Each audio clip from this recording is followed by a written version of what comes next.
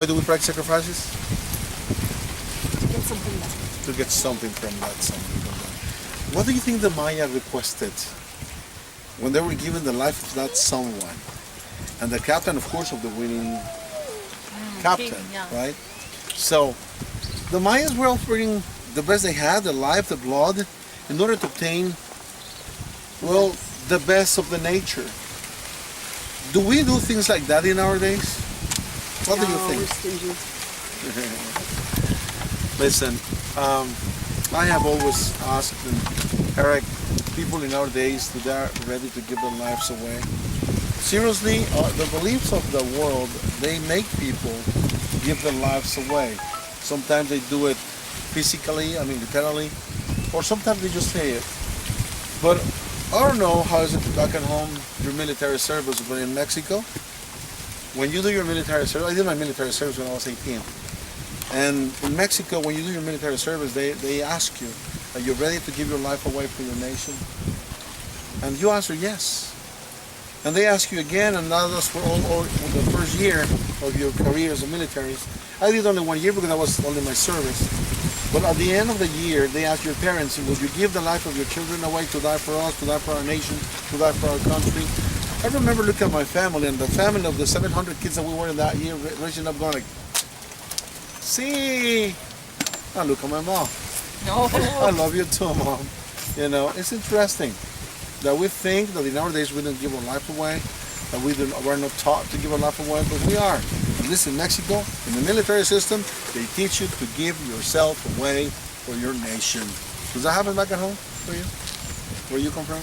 It does with a lot of people, not with everyone. I don't know. You would say in Mexico, not with everyone, but just for some of the people. And that's everywhere. I mean, people do. They say, oh, the Taliban. No, the Taliban, we do it in our. Every country does the same thing. I mean, it was the Mayas received the visit of the Spaniards in 1509. Do you remember Hernan Cortés?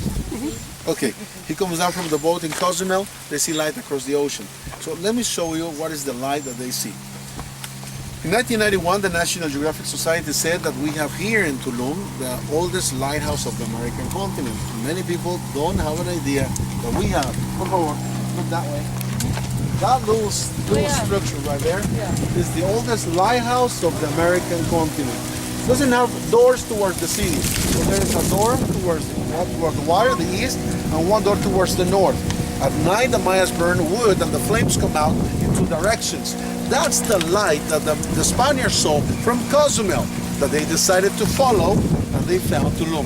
Sometimes I get archaeologists in my tour. Eric, I've been here several times.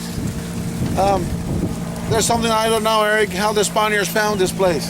I tell them, when they describe in their books, we saw light across the ocean, was the light that they saw in this lighthouse. They got inside the place. Now, there's another question. We have the second largest reef of the world.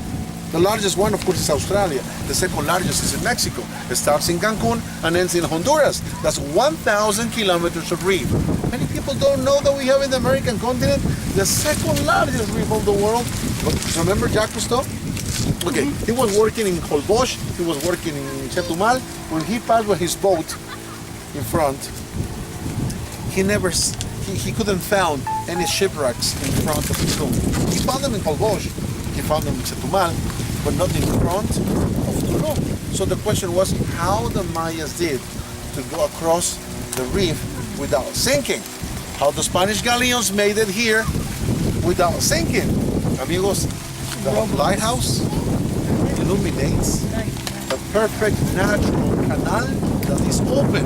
So the reef goes, the canal goes down and keeps going.